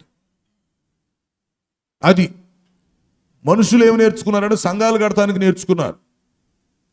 సంఘాలు కడతాం తప్పు కాదు, సంఘాలు కట్టాలి. కానీ ఈ పరిచర్యలో శిష్యుని విలువ గురించి మీకు చెప్తున్నాం. ఒక శిష్యుని విలువ ఒక సంఘాన్ని కట్టిన దాంతో సమానం. ఆ రోజు నేను బైబిల్ ట్రైనింగ్ చేసేటప్పుడు నేను ఇలా శిష్యుని అవుతానని చెప్పి నాకు తెలియదుగా, నన్ను తయారు చేసే వాళ్ళకు కూడా తెలియదుగా. మొత్తానికి ఆ ట్రైనింగ్లో నేను తయారయ్యాను, నేను శిష్యుని అయ్యాను. ఇప్పుడు ఏం చేయగలుగుతున్నాను? నేను 1000 మందికి పైగా మరి మనుషులు తయారు చేయగలిగానుగా. ఇంచుమించు ఒక 50-60 సంఘాల వరకు కట్టగలిగాను. నేను ఎన్నో మీటింగ్స్ పెట్టగలిగాను, లక్షల మందికి సువార్త చెప్పగలిగాను. అంటే ఒక శిష్యుని విలువ ఎంతో ఇప్పుడు చూడండి. ఒక శిష్యుని మనం తయారు చేస్తే ఆ శిష్యుని విలువ ఎంత గొప్పదో ఆలోచించుకోండి. ఆ వ్యక్తి రేపు ఎంతమంది రక్షిస్తాడో తెలీదు, ఎంతమందికి సువార్త చెప్తాడో తెలీదు, ఎన్ని సంఘాలు కడతాడో తెలీదు, ఎన్ని మీటింగ్స్ పెడతాడో తెలీదు, ఎన్ని చర్చీలు కడతాడో తెలీదు. ఆ వ్యక్తి మళ్ళీ ఎంతమంది సేవకులు తయారు చేస్తాడో తెలీదు. మరి ఆ వ్యక్తి ద్వారా ఎన్ని ఆత్మలు రక్షించబడతాయో తెలీదు. లేక ఆ వ్యక్తే ఒక సంస్థ పెట్టి సంస్థకు నాయకుడు అవుతాడేమో తెలీదు. ఇవన్నీ మనకు తెలియని విషయాలు. కానీ ఒక వ్యక్తిని మనం తయారు చేయటం అనేది ఇంపార్టెంట్. ఒక శిష్యుడిని మనం తయారు చేసి వదిలితే ఆ వ్యక్తి ఎంత గొప్పడవుతాడో మనకేం తెలుసు? ఆ వ్యక్తి ఒక సంస్థను స్థాపించే సంస్థకే నాయకుడు అయిపోతే, లేదు ఆ వ్యక్తే రేపు కొంతమంది సేవకులు తయారు చేయగలిగితే ఎంత గొప్ప. ఒక వ్యక్తిని మనం తయారు చేసామండి, ఓకే, ఆ వ్యక్తి రేపు కొంతమంది సేవకులు తయారు చేయగలిగాడు, ఎంత గొప్ప విషయం అది. లేక ఆ వ్యక్తి రేపు బయటికి వెళ్ళిపోయి 100 మీటింగ్స్ పెట్టేశాడు, ఒక్కొక్క మీటింగ్లో కొన్ని వేల మంది వచ్చి వాక్యం వింటున్నారు, ఎంత గొప్ప. మనం తయారు చేసింది ఒక వ్యక్తినిగా. అది కాబట్టి దాన్ని ఏమంటారంటే శిష్యుని విలువ అంటారు. శిష్యుని విలువ. అందువల్ల ఒక శిష్యుని విలువ దట్ ఈజ్ కాల్డ్ ఒక సంఘాన్ని కట్టిన దాంతో సమానం అని చెప్పి మీకు నోట్స్లో చెప్తాం. ఆ వ్యక్తి ఒక సంఘమే కట్టవచ్చు, 2 సంఘాలు కట్టవచ్చు, 10 సంఘాలు కట్టవచ్చు, అవునా? కాకపోతే అట్లీస్ట్ 1 అని చెప్తున్నాం. ఒక శిష్యుని విలువ అట్లీస్ట్ 1 అంటున్నాం మేము. అతడు ఒక సంఘమే కడతాడు, మనం ఎలా చెప్పగలం? ఇంక ఎన్ని సంఘాలు కడతాడో? లేక అతనే సంస్థ పెట్టేస్తాడు, లేకపోతే అతనే రేపు వెళ్ళి బైబిల్ స్కూల్ పెట్టేస్తాడు. బైబిల్ స్కూల్ పెట్టి ఇంకెంతోమంది తయారు చేస్తాడు, మనకేం తెలుసు? ఒక శిష్యుడు ఎలా తయారవుతాడో మనకేం తెలుసు? లేక అతని భవిష్యత్తు మనం ఎలా చెప్పగలం? అతడు ఎలా వాడబడతాడో మనం ఏం చెప్పగలం? ఇప్పుడు దైవ సేవకులు ఉన్నారు, నేనున్నాను, దేవుడు నన్ను వాడుకుంటున్నాడు. అలాగే ఇప్పుడు దైవ సేవకులు ఉన్నారు, మన నాయకులు రాజ్పాల్ గారు. ఆయన్ని ఒక శిష్యుడిగా తయారాడు ఫస్ట్. ఇప్పుడు ఆయన ఎంతమందిని తయారు చేస్తున్నాడు? ఆయన ఒక వ్యక్తే, ఒక శిష్యుడు. ఆ శిష్యుడు ఏం చేశాడు? ఆయన బైబిల్ స్కూల్ పెట్టాడు. పెట్టి ఇప్పుడు ఎన్ని 100 మందిని తయారు చేస్తున్నాడు, ఎంతమందికి దారి చూపిస్తున్నాడు. అదన్నమాట లెక్క. మనం అట్లా ఆలోచించుకోవాలన్నమాట. ఒక శిష్యుని మనం తయారు చేసేటప్పుడు అదే ఆలోచించాలి మనం. ఒక శిష్యుని మనం తయారు చేస్తే ఆ శిష్యుని విలువ ఏమిటి, రేపు ఆ శిష్యుని యొక్క భవిష్యత్తు ఎలా ఉంటుందో మనకు తెలియదు. ఆ శిష్యుని ప్రభు ఎలా వాడుకుంటాడో మనకి తెలీదు. ఆ శిష్యుడు ఎంత గొప్పడవుతాడో మనకేం తెలుసు? అసలు ఆ లెక్కకు వస్తే యేసు ప్రభు సేవ చేసినప్పుడు ఇంచుమించుగా ఆయన పాలస్తీనా దేశం దాటి అసలు బయటికి వెళ్ళా. మీరు ఆయన జీవిత చరిత్ర అంతా చదివితే 90% ఆయన పాలస్తీనా దేశంలోనే ఉన్నాడు, బయటికి వెళ్ళలేదు. కానీ ఆయన తయారు చేసిన 12 మంది శిష్యుల ద్వారా ప్రపంచం మొత్తానికి సువార్త వెళ్ళింది. ఆయన వెళ్ళలేదు. ఆయన పాలస్తీనా దేశం దాటి వెళ్ళినట్టుగా మనకు బైబిల్ మ్యాప్లో కనిపించదు పెద్దగా. 90% లోపలే ఉన్నాడు ఆయన. కానీ ఆయన శిష్యులు తయారు చేశాడు. ఒక్కొక్క శిష్యుని తయారు చేస్తే ఆ శిష్యుని విలువ ఎంత గొప్పది. వారు భూమిని తల్లక్రిందులుగా తయారు చేసేవాళ్ళు అయిపోయారు. చూసారా? వారి ద్వారా ప్రపంచం మొత్తానికి ఏమైపోయింది? సువార్త వెళ్ళిపోయింది. అట్లుండాలన్నమాట లెక్క. మన దగ్గర తయారు చేసిన శిష్యులు కొన్నిసార్లు మనకంటే వాళ్ళు గొప్ప వాళ్ళు అయిపోతారు. మనం వెళ్ళలేని ప్రాంతాలకు వారు వెళతారు, మనం చేయలేని పని వాళ్ళు చేస్తారు. సో అందువల్ల ఏంటంటే శిష్యుని విలువ మనం తెలుసుకొని మనం శిష్యులుగా తయారవ్వాలి, ఇతరులను శిష్యుల్ని తయారు చేయాలి. కనుక ఒక శిష్యుని విలువను మీరు తక్కువ అంచనా వేయగాకండి. వాళ్ళు ఒక చిన్నపిల్లోడైనా, ఒక యవనస్తుడైనా, ఒక స్త్రీ అయినా ఎవరిని కూడా తక్కువ అంచనా వేయకూడదు. తక్కువ అంచనా వేయకూడదు. ఎందుకంటే ఆ వ్యక్తి ఎంత గొప్పోడవుతాడో మనకు తెలియదు. ఆ వ్యక్తిని దేవుడు ఎలా వాడుకుంటాడో మనకు తెలియదు. మనం ప్రజెంట్ చూస్తాం, ఫ్యూచర్ మనకు తెలియదుగా. ఆ వ్యక్తి వర్తమాన కాలంలో పిచ్చోళ్ళ కనపడుతున్నాడు, అవునంటారా? లేక ఆ వ్యక్తి వర్తమాన కాలంలో మనకు మామూలు వ్యక్తిలా అమాయకుల్లా కనిపిస్తున్నాడు, పేదవాళ్ళ కనిపిస్తున్నాడు, చదువు తక్కువలా కనిపిస్తున్నాడు. కరెక్టే. నువ్వేం చూడగలుగుతున్నావు ఆ వ్యక్తిలో? ఇప్పుడు వర్తమాన కాలపు పరిస్థితిని చూస్తున్నావు. కరెక్టేనా చెప్పరే? కరెక్టేనా? వర్తమాన కాల పరిస్థితి మాత్రమే మనం చూడగలుగుతున్నాం. కానీ ఆ వ్యక్తి భవిష్యత్తులో ఏమవుతాడో మనకేం తెలుసు? ఆ వ్యక్తి భవిష్యత్తులో ఏమవుతాడో మనకేం తెలుసు? మనం ఎలా చెప్పగలం? నేను ఒంగోలులో ఏబిఎం కాలేజీలో చదివాను, ఇంటర్మీడియట్ డిగ్రీ. నేను అక్కడ కాలేజీకి స్టూడెంట్గా వెళుతున్నప్పుడు నన్ను చూస్తే నిజంగా పిచ్చోడు అనుకుంటారు. చినిగిపోయిన బట్టలు వేసుకునేవాడిని, బూట్లకు పినీసులు పెట్టుకుని వెళ్ళేవాడిని చినిగిపోతే. క్లాసులో కూర్చునేవాడిని, చక్కగా వినేవాడిని, క్లాసులో మళ్ళీ ఫస్ట్ వచ్చేవాడిని. సాయంత్రం అయిపోగానే ఇద్దరు వ్యక్తులను తీసుకుని సైకిల్ మీద స్వార్థకి వెళ్ళేవాడిని. నేను తొక్కేవాడిని సైకిల్, ముందోడు హ్యాండిల్ తిప్పేవాడు. ఇద్దరిని ముగ్గురు కలిసి తొక్కేసేవాడిని, సైకిల్ తొక్కేవాడిని. అట్లా నేను స్టూడెంట్ కూడా చదువుతున్నప్పుడు 50 గ్రామాల సువార్త ప్రకటించాను. సైకిల్ మీద వెళ్ళి నడిచి వెళ్ళేవాళ్ళం. ఒక్కొక్క రోజు 15-20 కిలోమీటర్లు నడిచాం. పగలొచ్చి స్టూడెంట్లా కూర్చునేవాడిని క్లాసులో చక్కగా, ఇంటర్మీడియట్ డిగ్రీ. సాయంత్రం సువార్తకి వెళ్ళిపోయేవాళ్ళం, సువార్త ప్రకటించేవాడిని. పగలు స్టూడెంట్ని, సాయంత్రం సువార్తీకుడిని. ఒంగోలులో చుట్టుప్రక్కల 50 గ్రామాల సువార్త ప్రకటించాం. ఆ తర్వాత ఒంగోలులో మళ్ళీ మీటింగ్స్ పెట్టడం మొదలుపెట్టాను. ఇంచుమించు ఒక 20 మీటింగ్స్ పెట్టాను ఒంగోలులో. ఎంతోమంది స్పీకర్లు ఒంగోలు పట్టణాన్ని పరిచయం చేశాను నేను, స్టూడెంట్గా ఉండి. దేవుడు వాడుకునే మనుషుడు గొప్పోడండి. ఒక వ్యక్తి శిష్యుడిగా తయారైతే ఆ శిష్యుని విలువ మనం ఊహించలేం. ఆ శిష్యుని ప్రభు ఎలా వాడుకుంటాడో మనకేం తెలుసండి? మనం ఏంటంటే ప్రజెంట్ చూడగలం. మరి అప్పట్లో మరి నేను ఎందుకు అలా ఉన్నాను? పాత బట్టలు, చినిగిపోయిన బట్టలు అలాగే ఎందుకున్నాను? డబ్బులు లేవా? చేతిలో డబ్బులు ఉన్నాయి. చేతిలో డబ్బులు ఉన్నాయి సార్, డబ్బులు లేక కాదు. తల్లిదండ్రులు ఇచ్చిన డబ్బులు ఉన్నాయి, తర్వాత లెక్చరర్స్ ఇచ్చేవాళ్ళు, నాకు చక్కగా స్కాలర్షిప్ వచ్చేది, డబ్బులు ఉన్నాయి. అలా ఎందుకున్నానంటే ఆ డబ్బులన్నీ దాచిపెట్టి మీటింగ్స్ పెట్టేవాడిని. అంటే నేను పొదుపు చేసేవాడిని, ఆ డబ్బులు మీటింగ్స్ పెట్టేవాడిని. తర్వాత నేను హాస్టల్లో ఉన్నప్పుడు ఏం చేసేవాడిని? ఈ చిన్నపిల్ల హాస్టల్లో ఉండేవాడిని. చిన్నపిల్ల హాస్టల్లో ఉండి ఆ భోజనం తిని చదువుకున్నాను. పురుగులు పట్టిన బియ్యం, నీళ్ల మజ్జిగ, చప్పటి పప్పు. సూపర్ కాంబినేషన్, బాగుందా? నీళ్ల మజ్జిగ, పురుగులు పట్టిన బియ్యం, చప్పటి పప్పు, పచ్చిమిరపకాయ పడితే పండగ. అలా కష్టపడి చదువుకున్నావా బాబు? అలా చదువుకొని చేతుల పని డబ్బులు పెట్టుకొని, ఆ డబ్బులు తిండి ఖర్చు పెట్టుకోకుండా, బట్టలు ఖర్చు పెట్టుకోకుండా, లగ్జరీ ఖర్చు పెట్టుకోకుండా ఆ డబ్బులు పెట్టి మీటింగ్స్ పెట్టాం. ఆ డబ్బులు పెట్టి కరపత్రికలు ప్రింట్ చేసేసి రోడ్ల మీద నిలబడి పత్రికలు పంచేవాళ్ళం. కొంతమంది తీసుకొని చదివేవాళ్ళు, కొంతమంది కాళ్ళతో తొక్కేసేవాళ్ళు. ఒరే ప్రభు నీ తొక్కేస్తాడు రా బాబు, కరపత్రికను తొక్కేస్తున్నా, ప్రభు నీ తొక్కేస్తాడు.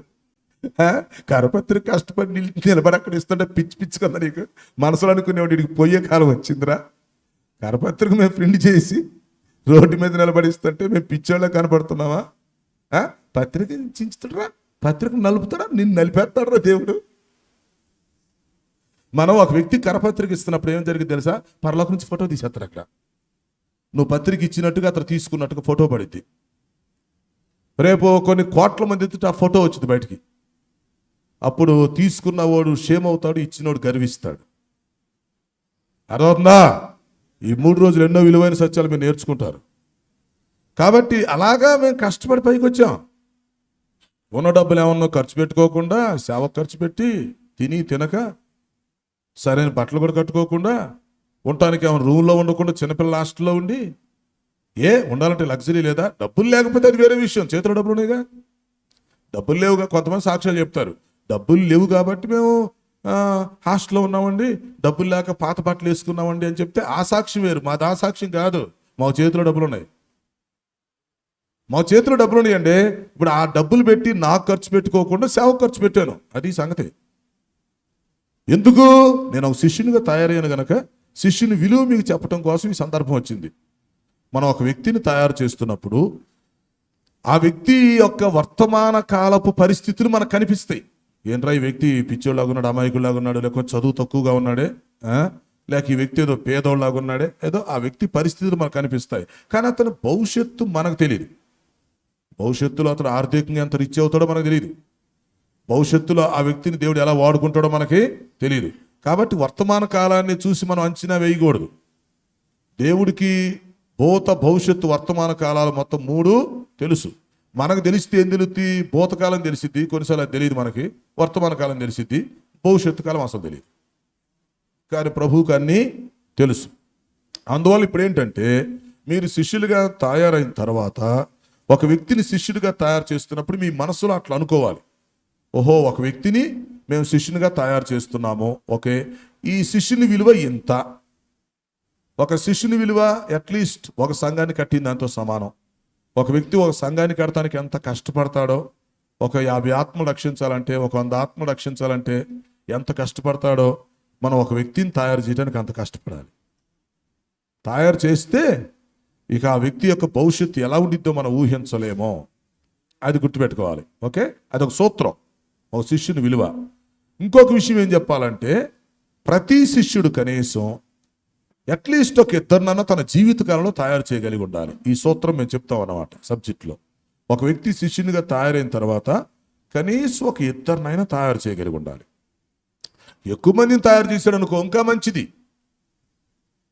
100 మందిని తయారు చేసేవాళ్ళు ఉన్నారు, 200 మందిని తయారు చేసేవాళ్ళు ఉన్నారు.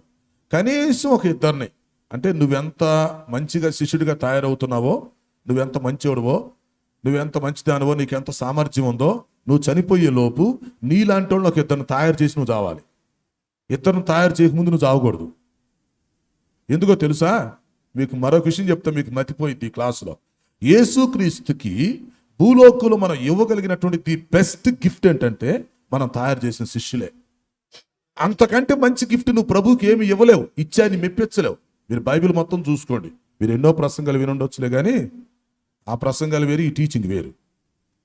యేసుక్రీస్తుకు మనం ఇవ్వగలిగినటువంటి ది బెస్ట్ గిఫ్ట్, ఆయన్ని తృప్తిపరచగలిగి ఆయన్ని సంతోషపరచగలిగిన గిఫ్ట్ ఏంటంటే మనం తయారు చేసిన శిష్యులే.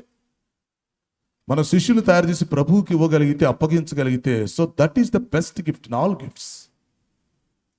ప్రభువా, నేను ఒక 4 తయారు చేశానయ్యా, నేను తయారయ్యాను, నేను నీకు శిష్యుడిగా ఉన్నాను, నేను ఎట్లో కష్టపడి ఇదిగో నా డబ్బులు చాలా ఖర్చు పెట్టానయ్యా, వీళ్ళ కోసం చాలా సమయం కూడా ఖర్చు పెట్టానయ్యా, నా శ్రమ నా సామర్థ్యం వీళ్ళ కోసం ఖర్చు పెట్టి 4 తయారు చేశానయ్యా, ఈ 4 నీ చేతులు పెడుతున్నానయ్యా, వీళ్ళని కూడా నీ రాజ్యం కోసం వాడుకో, నేను తయారు చేసి నీ చేతులు పెడుతున్నాను, వీళ్ళని నీ రాజ్యం కోసం నువ్వు వాడుకో అని అంటే, యేసు ప్రభుని అంతకంటే సంతోషపెట్టేవాడు ఈ భూమి మీద ఎవడు లేడు.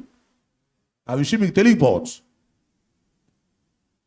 యేసు ప్రభు నిజంగా మనం సంతోష పెట్టాలనుకుంటే, కొన్నిసార్లు మనం గిఫ్ట్ ఇస్తాం కదా, లవర్స్ గిఫ్ట్లు, ఫ్రెండ్స్ గిఫ్ట్స్, వైఫ్ అండ్ హస్బెండ్లు గిఫ్ట్లు, ఎవరికో గిఫ్ట్ ఇస్తాం. భార్యని సంతోష పెడతానికి ఒక గిఫ్ట్ ఇస్తారు, భర్తను సంతోష పెడతాను భార్య ఇచ్చే గిఫ్ట్, లేకపోతే ఫ్రెండ్స్ గిఫ్ట్లు, మ్యారేజ్ డేలకి బర్త్డేలకి గిఫ్ట్లు. యేసు ప్రభుకి ఏమి ఇస్తాం మనం గిఫ్ట్? మనం ఆయన శిష్యులం, మన గురువు గారు మన కోసం ప్రాణం పెట్టి మనం రక్షించుకున్నాడు. ఆయనకి మనం ఏమి ఇస్తాం? మనం ఏమి ఇస్తాం? ఇదిగో నా డబ్బులు ఇస్తాను సార్ అంటే, డబ్బులు నువ్వు ఇచ్చితే నీకంటే ఎక్కువ ఇచ్చాడు చాలా మంది ఉన్నారు. ఏమి ఇస్తావు నువ్వు గిఫ్ట్? మనం ఎన్నో గిఫ్ట్లు ఇస్తాం. మనం ఇవ్వగలిగినటువంటి అతి విలువైంది ఏంటంటే, మనం కొంతమందిని శిష్యుని తయారు చేసి, ప్రభువా నేను ఎలాగ నీ శిష్యుడినో, నేను ఎంత మంచివాడినో నీకు తెలుసయ్యా, లేకపోతే నేను ఎలా కష్టపడి శిష్యుని అయ్యానో, నేను ఎలాగ సేవ చేస్తున్నాను నీకు తెలుసు, అలాగే నాలాగే భారం కలిగినటువంటి వారిని, లేక నాలాగే సామర్థ్యం కలిగినటువంటి వారిని, నాలాగే భారం కలిగినటువంటి వారిని, నాలాగే సామర్థ్యం కలిగినటువంటి వారిని నీకు ఇదిగో ఒక 4 తయారు చేశాను, నీకు ఇస్తున్నాను. This is my gift. ఈ 4 శిష్యులు ఎవరు? This is my gift. ఇది నేను మీకు ఇస్తున్న బహుమానం, తీసుకోండి అయ్యా అని మనం తయారు చేసినటువంటి శిష్యుల్ని ప్రభువుకు మనం బహుమానంగా ఇస్తే, ప్రభు సో హ్యాపీ, ఆయన చాలా సంతోషిస్తాడు. అంతకంటే నువ్వు భూమి మీద ఆయన సంతోష పెట్టడం నీ వల్ల కాదు. సో ఈ మొదటి సెక్షన్ నేను ముగిస్తున్నాను. వార్తలు ముగించే ముందు విశేషాలు మరొకసారి. మనం ఏమి నేర్చుకున్నాం? ఒక 5 నిమిషాల్లో ఒకసారి గుర్తు చేసుకొని ఈ సెక్షన్లో బ్రేక్ తీసుకుందాం. ఏమి నేర్చుకుంటున్నాం? మనం నేర్చుకుంటున్న సబ్జెక్ట్ ఏంటి? శిష్యత్వ పరిచర్య, డిసైపుల్షిప్. మొదటి సెక్షన్లో ఉన్నాం మనం. ఈ సెక్షన్లో ఇంట్రొడక్షన్. ఈ పరిచయంలో ఉపోద్ఘాతంలో కొన్ని విషయాలు మీకు చెప్పడం జరిగింది. అందులో శిష్యునికి మంచి ఉదాహరణగా క్రొవ్వొత్తి తీసుకున్నాం, అవునా? ఆ క్రొవ్వొత్తి వెలుగుతూ మరికొన్ని వ్యక్తులు వెలిగించినట్టుగా మనం కూడా ప్రభువు శిష్యులుగా ఉండి అనేక మందిని శిష్యులుగా తయారు చేయాలని మనం నేర్చుకున్నాము. ఆ తర్వాత శిష్యునికి ఉండవలసిన సంబంధం, మరి తండ్రితో, కుమారుడితో, పరిశుద్ధాత్మతో ఎలాంటి సంబంధం కలిగి ఉండాలి, అలాగే మనం ఒకరితో ఒకరు ఎలాంటి సంబంధం కలిగి ఉండాలో మొత్తానికి 4 విషయాలు. ఆ శిష్యునితో మనం శిష్యుడిగా ప్రభువుతో మనం కలిగి ఉండే సంబంధం గురించి మనం నేర్చుకోవడం జరిగింది. ఆ తర్వాత వచ్చేసి మరి శిష్యుని విలువ గురించి మీకు చెప్పాం. అలాగే ప్రభువుకు మనం ఇచ్చే గిఫ్ట్, ప్రతి వ్యక్తి కూడా మరొక 2 శిష్యుల్ని తయారు చేసి ప్రభువుకి ఇవ్వాలి. ఆ విధంగా ప్రతి వ్యక్తి మరొక 2 శిష్యులు తయారు చేసి ప్రభువుకి ఇస్తే ఈ ప్రపంచం అంతా ఎప్పుడో సువార్త అందేది. దానికి ఇంత పెద్ద కష్టపడాల్సిన పని లేదు. ఇన్ని మీటింగ్స్ పెట్టి, ఇన్ని చర్చీలు కట్టి, లేకపోతే ఇన్ని శ్రమలు పడి, ఇవన్నీ అవసరం. చిన్న సూత్రం, ప్రతి శిష్యుడు మరొక 2 శిష్యులు తయారు చేస్తే ప్రపంచం అంతా సువార్త వెళ్ళిపోయింది. అదేం పెద్ద కష్టమేం కాదు. అది ప్రతి వ్యక్తి ఆ సూత్రం పాటించగలిగితే, దాన్ని సవాలుగా తీసుకుంటే ప్రపంచం మొత్తానికి సువార్త వెళ్ళిపోయింది. దేవుని రాజ్యం భూలోకంలో స్థాపించబడింది. ఆ విధంగా మనమందరం యేసుక్రీస్తు శిష్యులుగా తయారై అనేక మందిని శిష్యులను తయారు చేస్తూ ప్రభువు మనకిచ్చినటువంటి ఆ గ్రేట్ కమిషన్ మనం పాటిస్తూ ఆత్మీయ జీవితంలో ముందుకి సాగిపోదాం. అట్టి కృపని దేవుడు మనకు దయచేయునుగాక. ప్రార్థన చేద్దాం. తండ్రి, నీ పాదములకు స్తోత్రాలు. మొదటి సెక్షన్లో శిష్యత్వ పరిచర్య సబ్జెక్ట్లో శిష్యత్వ పరిచయం, ఉపోద్ఘాతం కొన్ని విషయాలు మేము నేర్చుకోవటానికి సహాయం చేసినందుకు మీకు వందనాలు. విన్న వర్తమానం మా హృదయాల్లో ఫలింప చేయండి. మమ్మలను క్రీస్తుకు మంచి శిష్యులుగా తయారు చేయమని యేసు పరిశుద్ధ నామములో అడుగుచున్నాను తండ్రి. ఆమేన్, ఆమేన్.